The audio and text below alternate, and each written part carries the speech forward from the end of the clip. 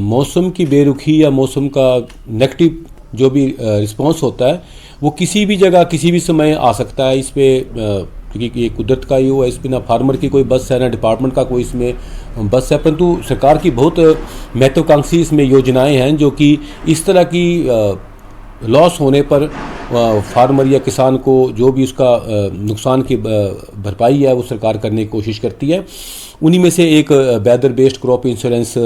Scheme है, जिसमें कि जो लोनी फार्मर है या जिसने केसीसी बनाया है या जो नहीं भी है नॉन लोनी, वो अपनी क्रॉप की अपनी फसल की इंश्योरेंस करवा सकते हैं। और ये किसी भी सरकार द्वारा मान्यता जो भी जिस एरिया के लिए जो कंपनी होती है उसी के माध्यम से होता है। क्योंकि अब ये साल में तो दिसंबर महीने के आसपास इसकी हुई है और जिन लोगों ने करवाया हुआ है उसका जो भी मुआवजा होगा वो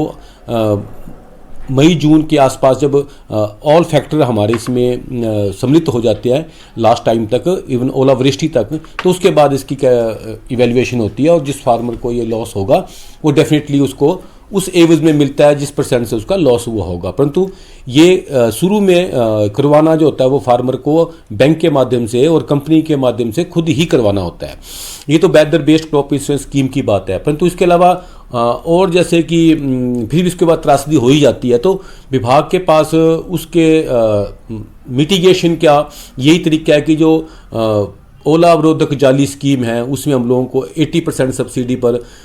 हम जालियां देते हैं, जिसमें कि अगर किसी तरह से हेल्स हो जाए या मतलब ओला हो जाए, ओलावृष्टि हो जाए तो उसको काफ़ी हद तक बचाने का काम आता है। तो सरकार की तरफ से ये 80% अनुदान पर यह स्कीम उपलब्ध है। और साथ में उन ओलावृष्टि जालियों को स्प्रेड करने के लिए, उनको इरेक्ट करने के लिए जो सपोर्टिंग स्ट्रक्चर चाहिए उसके लिए भी हमारी एक महत्वाकांक्षी योजना है, जिसमें हम 50% सब्सिडी पर उनको आइदर बांस के या जो जीआई पाइप है उसकी हम सहायता प्रदान करते हैं। ये कुछ महत्वाकांक्षी योजनाएं या